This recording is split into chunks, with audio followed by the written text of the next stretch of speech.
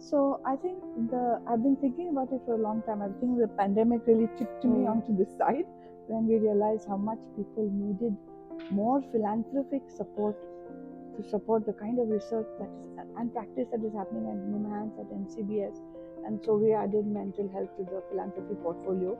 And I really hope that more Indian philanthropists come forward, because there's a lot more work to do, both to create festivals like this all over the country, but also to support the leading research that is happening in our scientific institutions, especially NIMHANS and NCBS.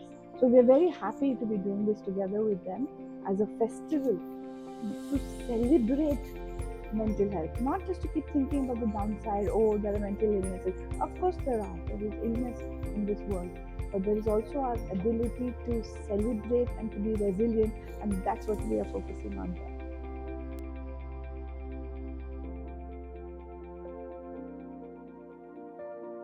So I think the first talking point was really about doing research in the area of mental illness. So we had a project where we looked at the commonalities across severe mental disorders in terms of the new technology that's available, whether it's genetics, whether it's imaging, whether it's physiological changes, whether it's interviews with patients and their families to see who's at risk. And in that dialogue, I think the whole idea was to expand, as Rohini said, from just looking at mental disorders to looking at mental well-being. Particularly in the context of COVID, you'll realize how much psychological distress there was. In addition to COVID, I think we've also realized that as the civilization develops, expands, etc., loneliness now, for example, is becoming the new pandemic. And therefore, you realize that while technology can be a very good thing, it can also disconnect people. So that social connectedness, that celebration of yourself, looking after yourself, but at the same time knowing where to reach out and what to do when you have a distress. I think really looking at it on a continuum from mental health to looking after distress. And we also realize that even people with mental illness need to look after their mental health. Yes. Once their episode is over, they Yes. need to look after. So it's applicable to everyone in society. No health without mental health.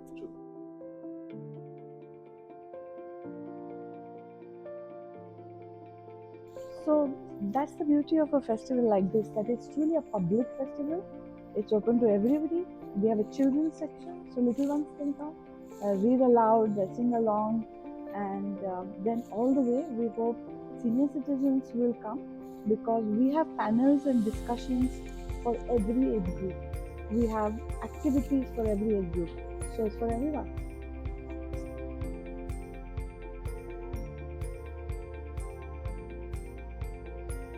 So I think the important thing is that mental distress is something that is global. Every country has its own share of mental disorders. The kind of things, the social causes or the socio-cultural causes for psychological distress may vary in different countries. The estimate of it may vary in different countries. It's also true that countries which tend to be more individualistic have higher levels of psychological distress. So while on the one hand you focus on independence, individuality, there appears to be something very important in terms of working together as a society, living together as a society. And perhaps the learning from our cultures is that focus on community rather than individuals. And I think that keeps us in good stead, keeps our social support systems, especially in low and middle income countries, especially in the South Asian countries. A lot of support is from within the family and the community. So maybe being able to strengthen that is going to be one of the important reasons for actually being able to, manage one's psychological distress at a lower level. But of course, you also need formal services to help people with disorders.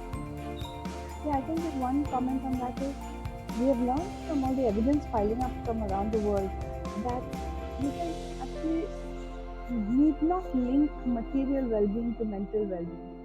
They are not so closely tied as one thought.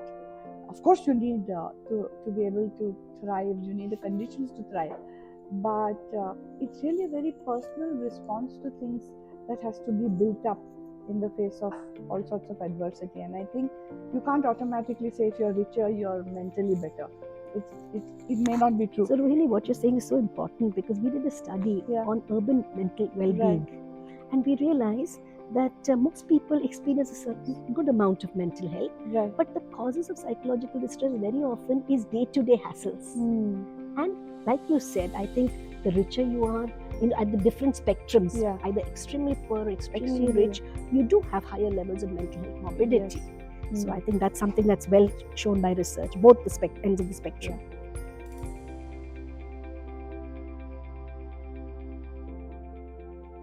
So like with everything that is new, there are positives and there are obvious challenges.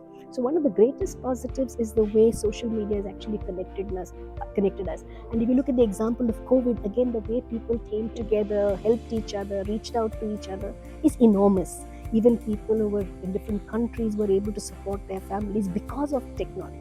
So I think there is a place for technology, but the problem is over-reliance on technology or using it to the exclusion of our face-to-face personal contacts. That's the problem. And just like addiction to substances, extreme use of technology also hijacks your brain. And then you can develop an addiction to technology. And that we are seeing amongst young people today. And to me, I think in terms of children and adolescents, that balance of using it for the good, but making sure you don't get into trouble because of it is very, very important. And of course, a lot of research has come out on how young people tend to only turn to social media for their self-image, for comparison, those kind of things can be diminishing. Therefore, you need to balance it out, and that's why we need to teach young people how to use it in a meaningful manner so that they can learn themselves. Yeah, it is true that I just make one point here that one of the reasons for having so many sessions like that at this festival is that young people especially can come and share how they are feeling about the use of digital technology. We did a survey with an organization called Youth Ki Awaaz, where we found that many youngsters are preferring digital relationships to real ones. And I think that should concern all of us quite a bit. So this is a good space. Manotsava is a good space to bring all these things out in the open. Of course, technology is extremely beneficial for hundreds of things, but how should youngsters protect themselves from overdoing it, over reliance on that technology? How can they be less lonely, less alienated? How can they be more social? How can they be more out in the physical world? There's enough research to show that being outdoors, engaging in music, sports, art, social connection in a physical world gives immense mental health benefits. So how do we make that seem as exciting as being on your screen? In fact, what you're saying, in addition to that, connectedness with nature. Yes. Physical activity, those are all extremely good for the brain, and I think that's something that young people should realize.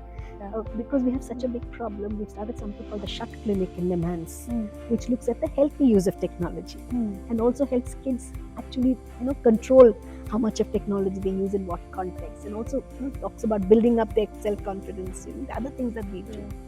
That's also very important. Maybe through cases like this, we can help develop new social norms around technology.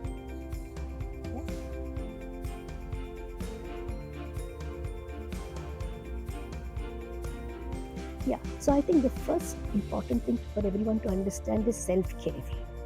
I think like we look after our physical health, we know now that we need to go to the gym, we need to eat well, we need to exercise adequately, we need to take care of our stress. So these are very important for both physical health as well as for mental health.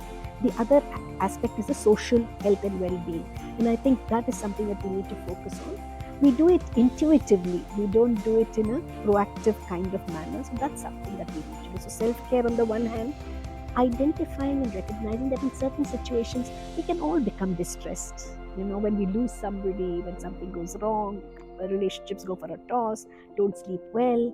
So those are very important things. So sleep again is a very, very important thing that we don't give enough attention to. And that's another very important thing. But at the same time, should you get distressed, whom do you turn to? Whom do you reach out to in a confidential manner so you won't feel judged? You'll feel that they are out to look after you. Develop those kind of support systems in schools, in educational institutions, in workplaces, and then of course have more formal mental health outreach and help and professional. So that's another very important thing. People must know when it's important not to delay help seeking. We know, for example, for suicide prevention, Yes. there are a lot of signals that people are distressed well before they actually get very helpless and hopeless. So getting them to know that they can reach out rather than, I always believe that even if all the doors are shut, there will always be a window open. And providing those windows is very, very important. We want to talk about Telemanas because Yeah. there is a digital hotline, a Yeah. helpline. So 14416. 14416, important number. Yeah. It's the Telemanas number. It's available in every state in the country, every union territory. It's available in 22 different languages. We've had more than 27 odd lakh calls. 24 hours a day. 24 hours a day.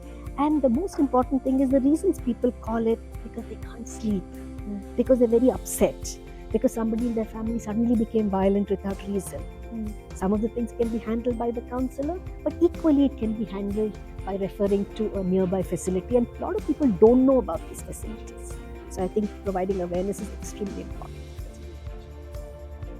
Government. 14416. 14416. 14416. 14416.